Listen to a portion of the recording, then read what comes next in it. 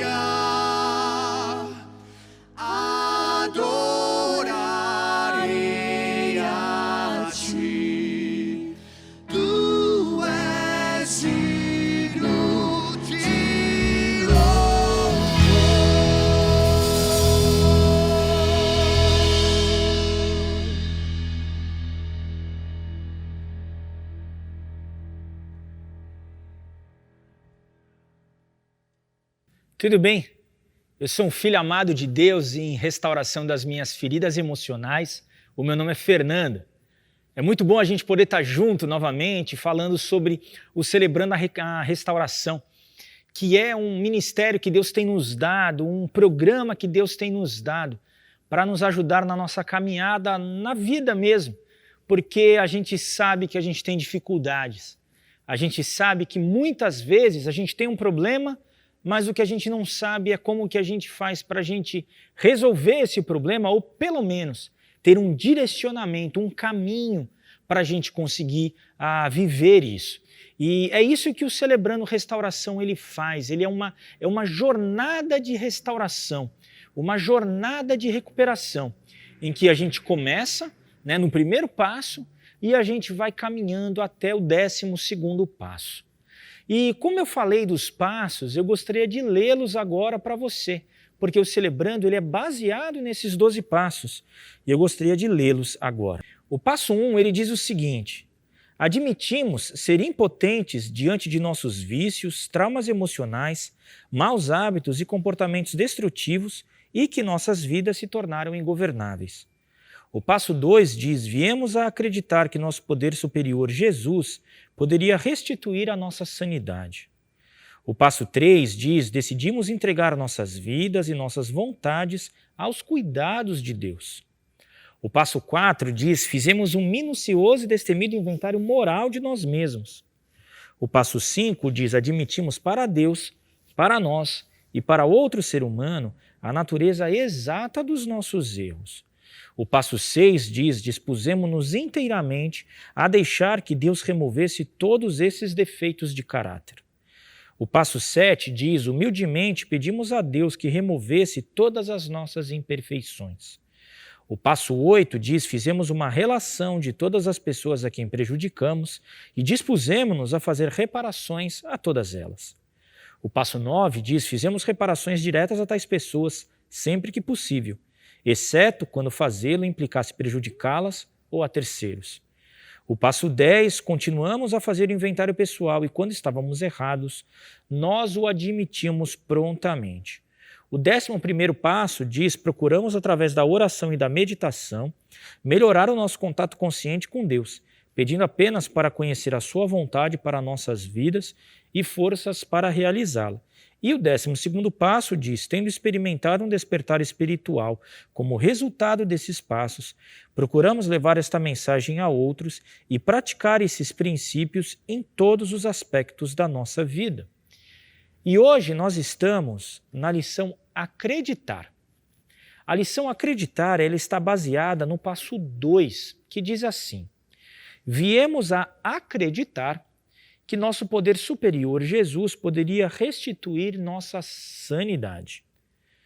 E Filipenses 2, versículo 13, diz assim: porque Deus está operando em vocês, ajudando-os a desejar obedecer-lhe, e depois ajudando-os a fazer aquilo que Ele quer. Então, o que acontece? O passo 2, ele é uma transição. O passo 2, ele começa a nos colocar em uma nova direção. Uma direção que aponta para Jesus Cristo, aponta para uma outra forma da gente conseguir enxergar e direcionar a nossa vida. O que aconteceu? O passo 1, ele fez com que a gente saísse da negação e assumisse a nossa impotência perante os problemas da nossa vida, que foram as lições passadas que a gente teve aqui. Então, a primeira coisa que eu preciso fazer realmente é assumir: olha, eu tenho um problema, eu tenho que admitir esse problema. Né? Eu admito o problema e admito a minha impotência diante de resolver aquele problema. Mas tá bom, se eu sou impotente para resolver aquele problema, alguém precisa me ajudar, alguém precisa ter poder para isso. E é isso que a gente está vendo aqui, a gente começa a ver no passo 2. Então, ele tira a gente daquela forma que enxergávamos a vida, né, de que eu tenho que resolver por mim mesmo, eu tenho forças para resolver. O passo 1 já falou para mim: olha, você não consegue, não tem como. E o passo 2 vai direcionar a gente dizendo: olha, tem alguém que é poderoso o suficiente para que você consiga viver da forma que ele está dizendo e vencer esses desafios. Então nós somos desafiados a acreditar que nosso poder superior, Jesus, pode nos restituir a sanidade, nos trazer de volta para a verdade. A gente vai ter na próxima lição, a lição sobre sanidade e insanidade, a gente vai falar bastante sobre isso, tá bom? E nos abrimos para a gente poder receber ajuda. Quando a gente fala aqui em sanidade, a gente está falando de viver uma vida real, uma vida verdadeira, uma vida realmente em sendo eu, o Fernando, de verdade. É isso que a gente está falando de sanidade, tá bom? Em que a gente pode acreditar, né? Em que a gente vai acreditar? Muitos vivem a sua vida sem nenhum tipo de comandante. É como aquela música, né? Deixa a vida me levar, a vida leva eu. A pessoa vai vivendo como? Conforme as coisas vão aparecendo, ou talvez o comandante dele seja a sua própria a consciência, é o que eu acho, ou é a ciência, é isso, não, eu vou vivendo. Eu vou vivendo e não tem ninguém ali no comando. Agora tem uma pergunta, será que entregar as nossas vidas a Deus é uma boa ideia? O que você acha? Aí vai depender muito de qual que é a sua compreensão de Deus. Vai depender muito de quem Deus é para você. Por quê? Se Deus é alguém longe, é alguém distante, se Deus foi assim um ser ou uma entidade que até pode ter formado o mundo, mas ele está muito longe de mim, Deus está longe, eu tenho medo de Deus. Se de repente você tem medo, tem uma imagem de Deus, de um Deus mau, de um Deus carrasco, você não vai querer entregar o controle da sua vida para Ele. Você vai pensar e vai olhar para você mesmo e vai dizer o seguinte, não, eu é que sei aquilo que é melhor para mim. Quem é esse Deus? Não, Deus foi lá e fez o mundo, mas largou tudo. Poxa, tem tanta maldade no mundo, se acontece tanto de maldade, Deus não existe não. Ou se Ele existe, Ele realmente não se importa comigo. Se esta é tua imagem de Deus, eu vou te convidar a você começar a desconstruir esta imagem e a construir uma nova imagem de Deus. Uma imagem de um Deus que realmente se importa com você. De um Deus que você não precisa ter medo dele. De um Deus que você realmente pode chamá-lo de Pai, mas não com a imagem que você tem do seu pai terreno. Porque realmente a nossa imagem dos nossos pais, do nosso pai e da nossa mãe terrenos, essa imagem, ela pode deturpar a imagem que a gente tem de Deus. Ela pode mudar essa imagem e é assim mesmo, né? A forma, né, as lentes que nós enxergamos o mundo são as lentes dos nossos paradigmas, é naquilo que a gente realmente acredita. E se você acredita, se eu acredito, se nós acreditamos em um Deus que não é bondoso, eu vou colocar essa lente e vou enxergar tudo disso. Agora, se eu realmente entendo este Deus como um Deus que me ama, como um Deus que vem me buscar através de Jesus Cristo, um Deus que realmente se importa comigo, aí essa imagem começa a mudar. E eu consigo acreditar em um Deus amoroso. E daí eu posso pegar esta minha vida, o controle da minha vida, e entregar nas mãos dele, porque eu sei que ali, quando eu entrego a minha vida nas mãos desse Deus, ela estará muito bem cuidada. E Deus vai me ajudar a passar por tudo isso. Então, nós precisamos acreditar em um Deus que realmente nos ama, que realmente se importa conosco. E esse Deus que nos ama, que se importa conosco, Ele tem poder para curar as minhas dores. Ele tem poder para trazer restauração para a minha alma e me dar esperança de um futuro melhor e de um futuro diferente. Eu cheguei aqui no Celebrando por conta da questão financeira minha. Eu já contei o meu testemunho algumas vezes, mas eu ganhava muito bem, eu tinha um bom salário, mas eu gastava tudo que eu tinha. E eu lembro, e com isso vinham dívidas, vinham preocupações, e viver com dívida é muito ruim, né? E eu lembro que eu cheguei nos meus grupos de apoio e eu perguntava para os meus líderes ali, né, o pessoal que estava liderando o grupo, cara, será que tem jeito? Será que dá? E quando eu penso isso, e eu olho como está a minha vida hoje, nós estamos aqui no dia 17 de agosto de 2020, é quando a gente está gravando esse vídeo. Quando eu olho hoje na minha vida, eu falo, gente, como Deus me ajudou. Como eu olho para isso, dessa questão, dessa esperança para o futuro, eu olho e eu consegui entregar o meu futuro nas mãos desse Deus que me ama. E exatamente a mesma coisa você pode fazer. Você pode acreditar nesse Deus que te ama e que vai trazer esperança dentro do teu futuro. Talvez, da forma que você está hoje, você olhe para a sua situação e você fala, puxa, hoje não vai dar. É verdade, mas é um passo de cada vez. Então a primeira coisa que eu te convido a fazer é acredite. Acredite que isso é possível. O como, ele ainda vai te ajudar. O como, o caminho todo do processo vai caminhar. A gente ainda está no passo 2. São 12 passos. Então acredite. Acredite que é possível você ter esperança no seu futuro, tá bom? E o que acontece? Você pode fazer perguntas. Isso é uma dúvida muito grande que a gente tem. Puxa, será que eu posso perguntar as coisas para Deus? Será que eu posso questioná-lo? Será que isso não está errado? E eu vou dizer para você, não. O que a gente não pode fazer é botar faca no pescoço de Deus. Se você não fizer isso, eu não vou fazer aquilo. Isso é uma atitude infantil. Não é isso. O nosso relacionamento com Deus, ele é um relacionamento mesmo, que a gente vai construindo ao longo do tempo. E a gente vai construindo através de um diálogo, de uma conversa. E nesse diálogo, nessa conversa, é necessário termos dúvidas e fazermos perguntas.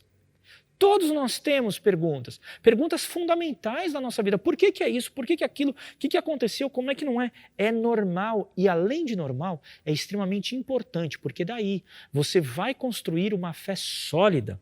Olha o que diz em Marcos 9, no versículo 24. Creio, ajuda-me a vencer a minha incredulidade. Aqui foi um encontro que Jesus teve com um homem, que o seu filho estava muito doente, e ele estava ali pedindo para Jesus ajudá-lo, tal, e Jesus pergunta para ele, puxa, mas você não acredita, tal. Ele chega para Jesus e fala assim, Jesus, eu creio, eu quero crer, mas me ajuda a vencer isso. Você vê que coisa linda é como esse homem ele abre o seu coração para Deus. A mesma coisa você pode fazer. Qual é o problema de você dizer para Jesus, para Deus, dizendo, olha, eu tenho dificuldade de entender isso? Qual que é o problema? Nenhum. Qual é o problema? Você que é pai, você que é mãe, se o seu filho faz uma pergunta para você, uma pergunta genuína, chega para você e fala, pai, desculpa, eu não estou entendendo isso, você pode me ajudar? E você vai responder. A mesma coisa acontece com Deus. Então é normal. Faça as suas perguntas para Deus. O nosso poder superior, ele tem nome, ele tem Jesus Cristo. A gente realmente acredita que Jesus Cristo é Deus. E que quando a gente fala aqui na oração da serenidade, quando a gente fala aqui, né, nos passos todos desse poder superior, ele tem nome mesmo, ele é Jesus Cristo. E este poder superior, Jesus Cristo, pode restituir a nossa sanidade. Ele pode trazer a minha vida para uma vida correta, uma vida verdadeira. Uma vida baseada no amor e na verdade. Nós acreditamos que Jesus, ele se importa conosco, ele nos ama profundamente e deseja nos dar uma vida completa. Nós realmente acreditamos nisso, para a nossa vida, para a minha vida e também para a sua vida. E a gente te convida a você acreditar nisso. Olha o que diz o texto de João, no capítulo 10, versículo 10. O ladrão vem apenas para roubar, matar e destruir. Jesus falando, Vim para que eles tenham uma vida verdadeira e eterna, uma vida melhor e mais rica que qualquer outra com que tenham sonhado. Isso é uma promessa de Jesus Cristo para a tua vida. O que ele está falando para você? Eu vim para que você tenha uma vida completa, uma vida melhor e mais rica que qualquer outra com que você tenha sonhado. É Jesus dizendo isso. Você não precisa viver preso ao seu passado, você não precisa viver preso às suas feridas, você não precisa viver preso às suas mágoas, não precisa. Jesus Cristo está dizendo para você e para mim, eu tenho uma vida excelente para você. Uma vida que você consiga viver bem no presente, sem você ficar triste com o passado ou preso ao passado e sem você ficar ansioso com o futuro. Uma vida boa, é isso que ele está dizendo para a gente. Deus é fundamental para que possamos experimentar as mudanças que tanto ansiamos. Se você está aqui nos celebrando, você está aqui porque você tomou a decisão de falar o seguinte, olha, eu quero realmente ter uma vida diferente. Eu quero mudança. Eu não aguento mais. Chega uma hora que chega. E essas mudanças que você tanto quer na sua vida, é Deus que vai fazê-la e você vai colocar na prática. Podemos até fazer certas coisas para mudar, mas essencialmente somos mudados. E aqui é muito interessante porque é uma parceria plena entre a minha vontade e a vontade de Deus. É uma parceria plena entre o que eu faço e aquilo que Deus faz. Deus, se você acreditar, Jesus Cristo vai te dar forças para você fazer todas as mudanças necessárias. Para você conseguir se relacionar com aquelas pessoas difíceis que você precisa. Para você vencer a sua compulsão alimentar. Para que você tenha a força de não buscar mais pornografia no momento em que você está muito triste. Para que você não precise mais beber ou usar aquelas substâncias que você procura. Para que você possa ter alegria de novo, para você fugir da sua realidade. Para que você consiga ter paciência e não estourar mais, e não se irar mais como você tem feito. Essas mudanças tão significativas na tua vida serão feitas por Jesus Cristo. E o que eu te convido novamente nesta lição é você acreditar que isso é possível. Acredite, acredite. E como nós vamos encontrar esperança? Tá bom, Fernanda, você está falando tanto dessa questão de acreditar, mas me ajuda. Me ajuda a ter esperança para isso. A primeira questão é que Deus nos conhece. Deus conhece cada coisa da nossa vida, tanto as coisas boas quanto as coisas ruins. Tudo que temos de bom e tudo que temos de ruim, Ele nos conhece. Deus conhece todas as nossas virtudes e todos os nossos defeitos. Ele conhece todas as circunstâncias pelas quais nós passamos. Deus sabe tudo da sua vida. Primeiro ponto. Veja aqui o que diz Salmo 69, no versículo 5. Os meus pecados não estão escondidos de ti, ó Deus. Tu sabes como tenho sido tolo.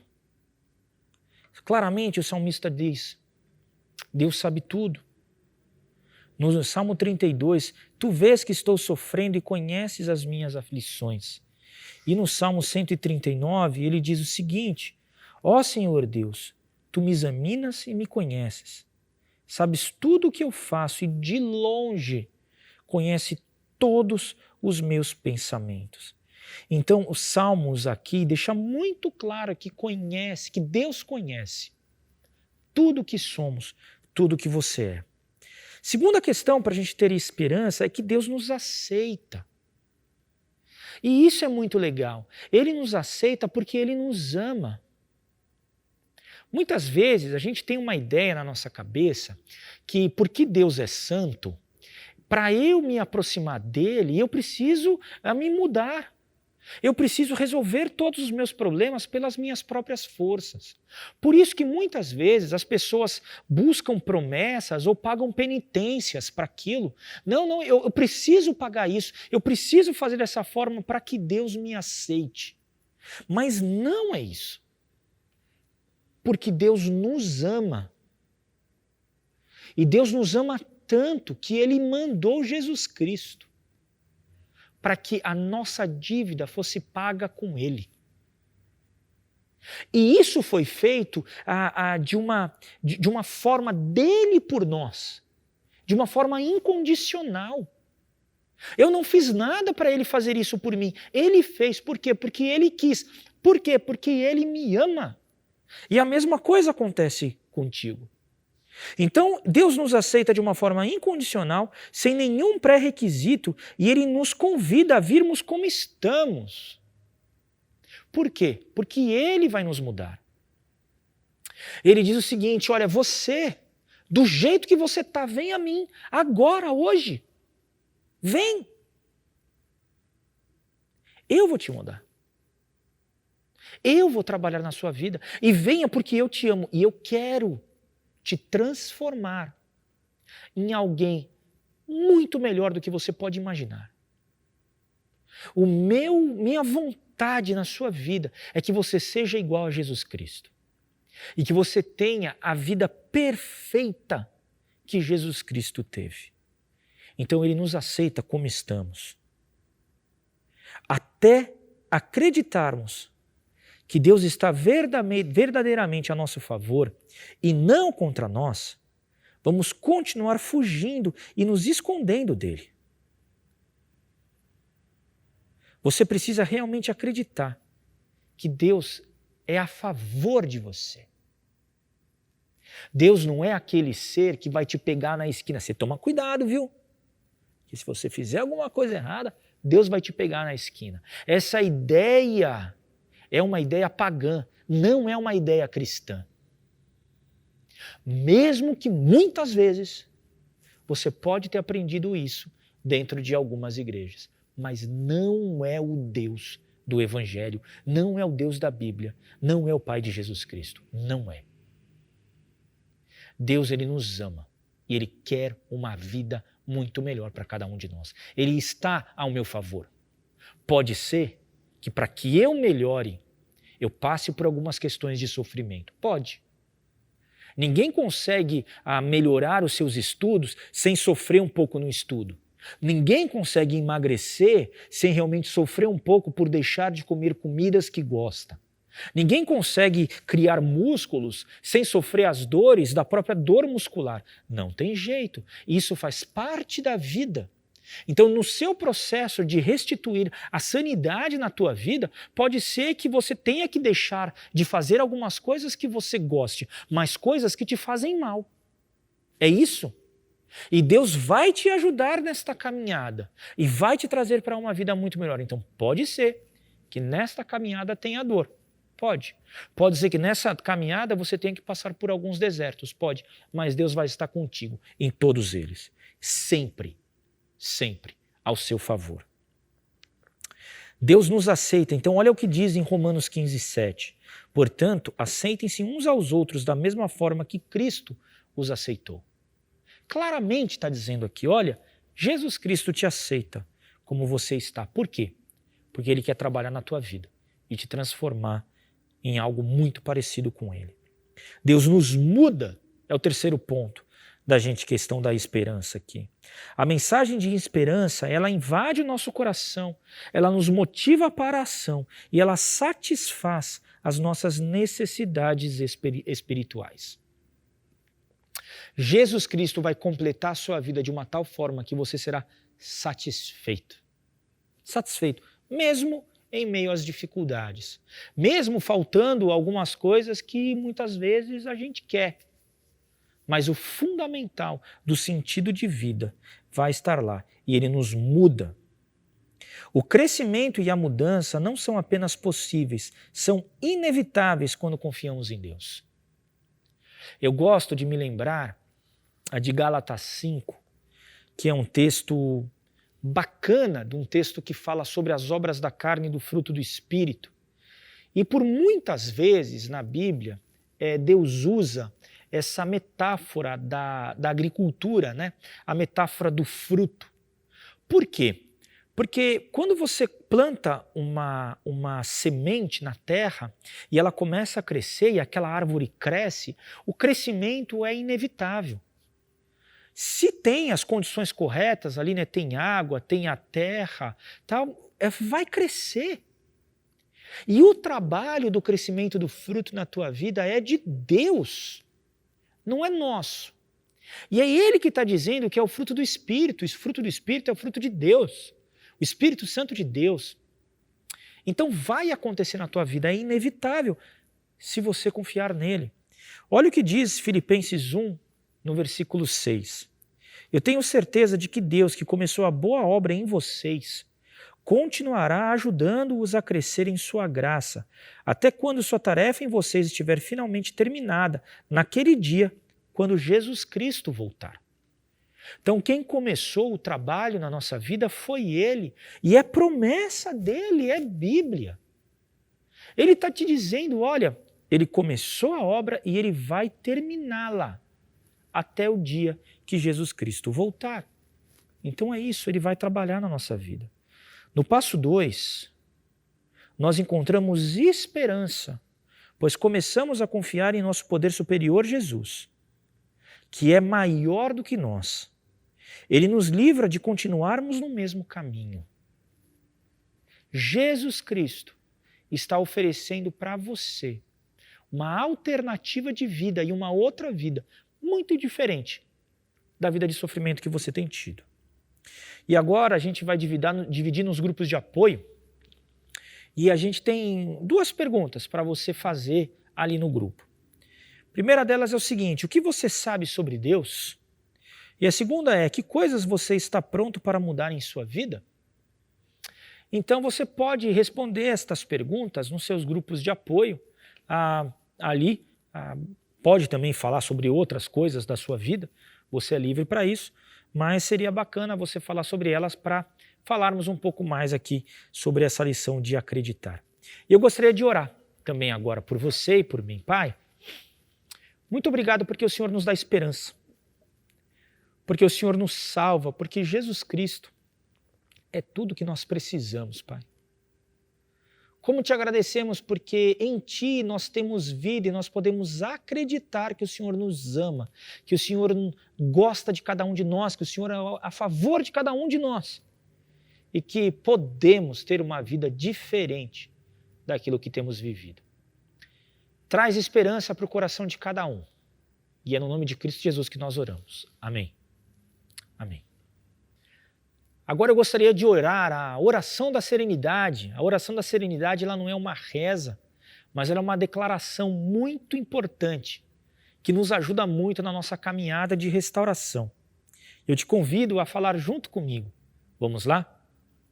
Concede-me, Senhor, a serenidade necessária para aceitar as coisas que não posso mudar, coragem para mudar as coisas que posso e sabedoria para discernir a diferença.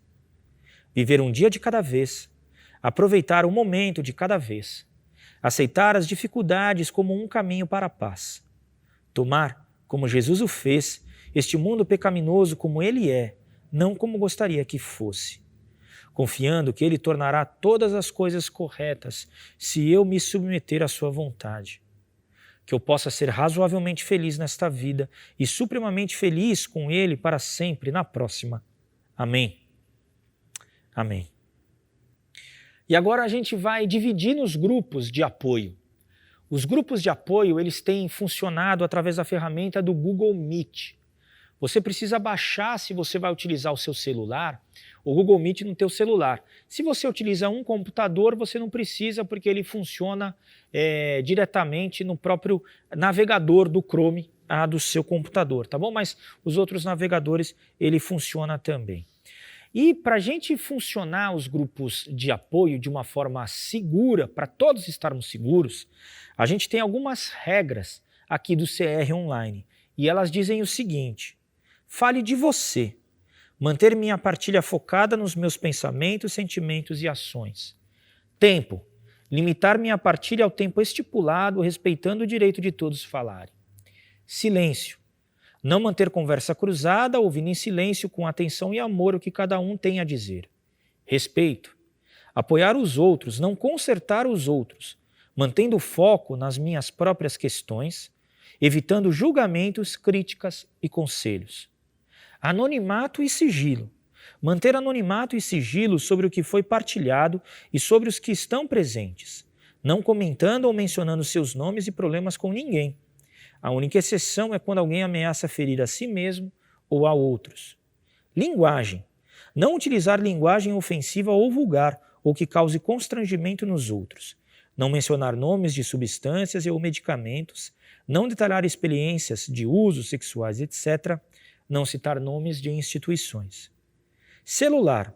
Desligar as notificações e não atender ligações no seu celular. E como nós estamos no online, a gente tem mais outras 3 regras para a gente manter os grupos seguros. O fone de ouvido. Todos precisam estar de fone de ouvido para ninguém ouvir o que está sendo falado no grupo. Então, para você participar, você precisa ter um fone de ouvido. Câmera ligada. Todos precisam estar com as câmeras ligadas. O facilitador do grupo pode pedir para verificar se tem mais alguém no cômodo da casa. E gravação. As reuniões não serão gravadas para que haja anonimato e sigilo. E como é que você faz para entrar nos grupos agora? Todos os grupos estão no site da IBM Alphaville. Então você precisa entrar no site ibmalphaville.org.br e clicar no botão Celebrando Restauração, que é esse botão que está aparecendo aí na tela para você. Daí ali você vai seguindo as regras, tem uns passos, é bem tranquilo, tem uns botões lá, você clica e vai seguindo. Se essa é a tua primeira vez aqui no Celebrando, a gente tem um grupo de conexão que a gente vai explicar para você como que funciona. Então, separado homens e mulheres, sempre é separado, masculinos e femininos, e a gente vai te ajudar a entender e a escolher um grupo para você poder participar. Os grupos femininos que nós temos, quais são? São grupos de codependência, traumas e feridas emocionais, depressão, ansiedade e outros transtornos emocionais, codependência para familiares e dependentes de álcool e drogas, mulheres codependentes que amam demais, compulsão por compras e recuperação financeira.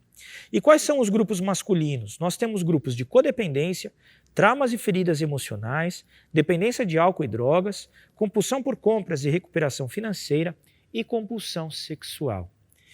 Então são esses os grupos, a gente te convida a participar conosco ali. Vá no site da igreja e conecte conosco. Um grande abraço.